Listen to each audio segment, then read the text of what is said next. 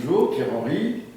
Lors d'un récent entretien télévisé, le président de la République évoquait les profonds changements d'activité apportés par la révolution numérique, citant nommément le secteur bancaire.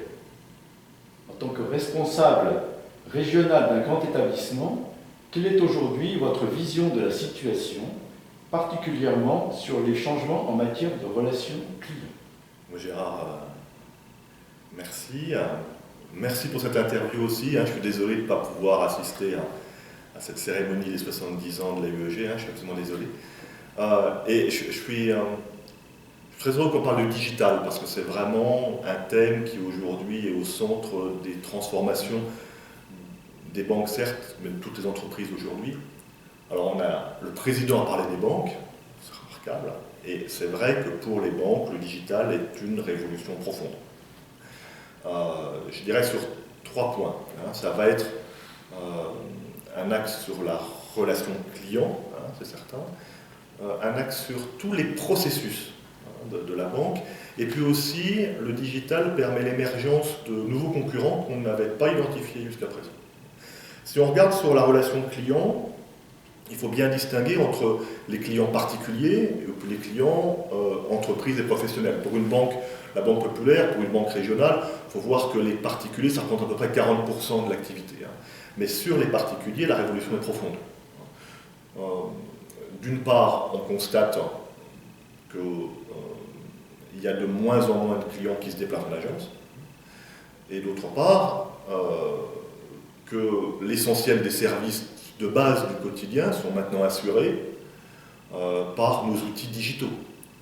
Alors ça peut être des outils Internet qui sont développés maintenant depuis une dizaine d'années, puis de plus en plus des applications mobiles, mais qui permettent aujourd'hui de satisfaire la grande majorité des besoins de la banque au quotidien. Donc ça veut dire que la relation client entre la banque et ses clients va se concentrer plus sur la notion de conseil et moins sur les services, les prestations du quotidien. Ce qui veut dire aussi que pour la banque, c'est un investissement considérable, à la fois pour développer ses applicatifs, mais aussi pour intégrer l'ensemble de ces applicatifs dans l'ensemble de la chaîne de traitement des banques. Il faut bien voir que dans une banque, il y a tout un aspect un peu souterrain, de soute qu'on ne voit jamais, c'est tous les back-office, tout le traitement administratif, et pour pouvoir rendre un service totalement fluide aux clients, on a besoin d'interconnecter complètement ces frontaux de vente digitale avec l'ensemble des processus de la banque. Là aussi, des investissements considérables et des remises en cause profondes de nos systèmes d'information. Le deuxième élément qu'on voit, c'est, avec le digital, l'émergence de nouveaux acteurs. On peut dire que la banque, sur certains aspects, se fait ubériser. Alors, ça peut être... Il y a 2 types d'acteurs qui émergent. Il y a des acteurs de banque totalement Internet. Donc là, c'est une vraie question. Encore, je pense qu'il y a un point d'interrogation sur ces banques. Elles se développent. Est-ce que l'absence totale de rapport physique, de relation physique avec un conseiller, c'est quelque chose de durable ou pas? Personnellement, je pense que non. Je pense que ça pourra permettre de satisfaire des besoins au quotidien, mais pas d'avoir une relation durable bancaire. Et puis après, il y a d'autres concurrents qui émergent, qui sont des concurrents qui vont se positionner sur des niches et qui utilisent aussi une déréglementation profonde du monde bancaire, notamment autour des systèmes de paiement, où ce qui faisait la force d'une banque pendant longtemps, c'était d'être capable de promettre aux commerçants que le client avait un solde positif bancaire, donc on était garant de paiement effectif. Et maintenant, d'autres acteurs hors monde bancaire pourront disposer de la même information et pouvoir apporter des prestations de moyens de paiement qui avant étaient le monopole des banques. Donc on a aussi un effet sur le monde, un effet du digital qui est une perte de certains chasses gardées des banques qui sont aujourd'hui sous la concurrence. Merci. Deuxième aspect des choses, cette évolution inéluctable crée forcément des contraintes internes d'ordre culturel, voire organisationnel. Quelles sont les mesures que vous pouvez prendre au sein de l'entreprise pour accompagner les personnels dans leur accroissement de compétences, voire l'apprentissage de nouveaux métiers? Oui, alors ça c'est le point majeur de cette évolution. Il est clair qu'il y a des métiers qui disparaissent. Il y a une évolution des métiers. Le métier de guichetier a déjà disparu. Le métier de conseiller d'accueil est en train de disparaître petit à petit. Pour concentrer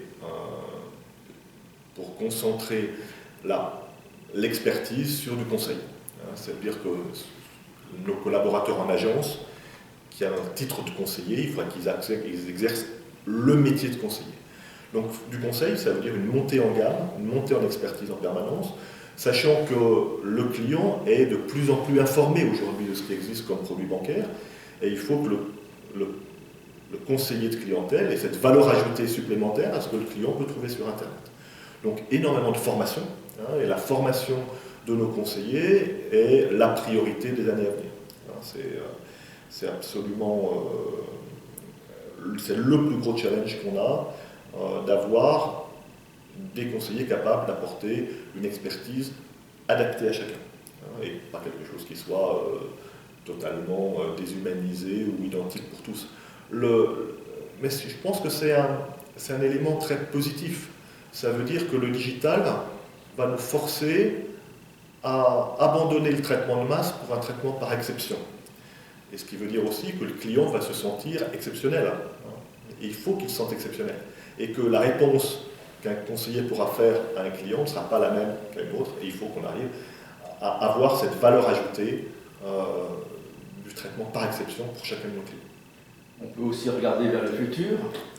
À l'évidence, on est au début d'une ère nouvelle, avec, disons pour certains, le développement inéluctable de l'intelligence artificielle appliquée à de nouveaux domaines.